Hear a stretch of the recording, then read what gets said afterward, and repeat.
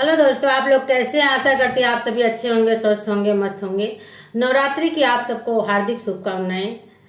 और पहला नवरात्र है तो हम माता रानी से ही विनती करते हैं कि हमारे सारे ऑडियंस, हमारे सारे यूट्यूब फैमिली को माता रानी स्वस्थ रखें, मस्त रखें, सारे दुख काटें और सब खुशहाल रहें। तो आज उसी उपलक्ष्य में एक सुंदर सा माता भगवती का भजन लेके आई हूँ। आप लोग सुनिए, आनंद लीजिए। बहुत ही प्यारा भजन है। इसमें देखिए, पहले कलश स्थापना होगी, हम पहले चौकी सजाएंगे। तो चलो हम सब मिलके चौकी सजाते हैं, माँ का कलश भराएंगे, कलश लेके आएंगे, कलश की स्थापना करेंगे। तो हम लोग गीतों के माध्यम से करते हैं। चलिए सुनते हैं। गीत बड़ा प्यारा सा है। बोलो जयकारा शेरा वाली का, बोल साचे दरबार की जय हो। हे बहिनी चौकी सजाइला आई शारदे भवानी। हे दीदिया चौकी सजाइला आई शारदे भवानी। शारदे भवानी मोरी मैया महारानी। शारदे भवानी मोरी मैया महारानी। हे बहना चौकी सजाइला आई शारदे भवानी। हे दीदिया चौकी सजाइला आई शारदे भवानी। हे दीदिया कलसा मंगाइला आई शारदे भवानी। हे बहना कलसा मंगाइला आई शारदे भवानी। शारदे भवानी मोरी मैया महारानी। शारदे भवानी मोरी मैया महारानी। हे दीदिया कलसा भराइला आई शारदे भवानी।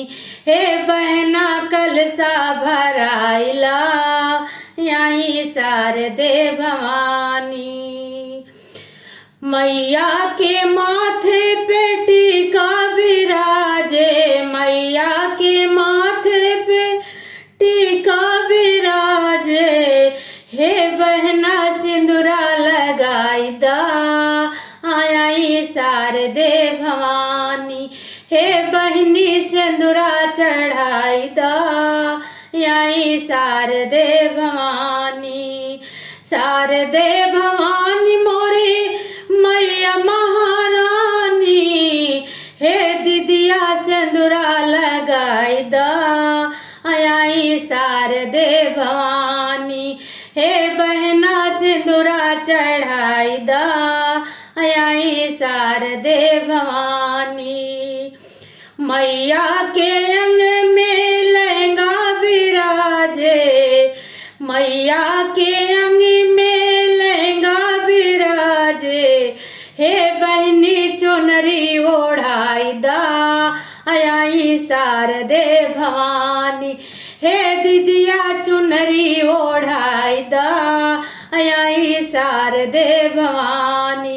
शारदे भवानी मोरी मैया महारानी। हे दीदिया चुनरी ओढ़ाई दा आई शारदे भवानी। हे बहना चुनरी ओढ़ाई दा आई शारदे भवानी।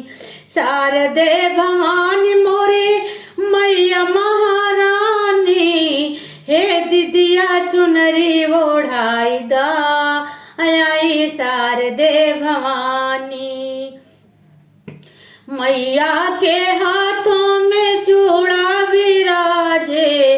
मैया के हाथों में चूड़ा विराजे। हे दीदिया मेहंदी लगाई दा आई शारदे भवानी। हे बहना मेहंदी लगाई दा आई शारदे भवानी। शारदे भवानी मोरी मैया महारानी।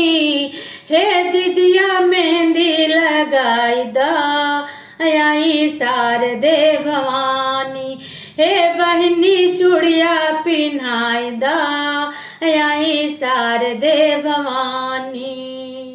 हे बहनी चौकी सजाइला आई शारदे भवानी। हे दीदिया कलसा लजाइला आई शारदे भवानी। मैया के पैरों में पायल विराजे, मैया के पैरों में पायल विराजे। हे बहनी महावर लगाईदा आई शारदे भवानी। हे बहनी महावर लगाईदा आई शारदे भवानी। शारदे भवानी मोरी मैया महारानी। हे दीदिया महावर लगाईदा आई शारदे भवानी। हे दीदिया महावर लगाईदा आई शारदे भवानी। शारदे भवानी मोरी मैया महारानी। हे दीदिया महावर लगाईदा आई शारदे भवानी। हे बहना पायल पहनाईदा आई शारदे भवानी। हे दीदिया कलसा सजाइला आई शारदे भवानी। हे बहना चौकी बिछाइला आई शारदे भवानी। शारदे भवानी मोरी मैया महारानी।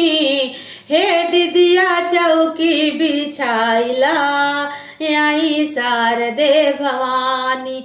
हे सखिया मैया का मनाइला आई शारदे भवानी।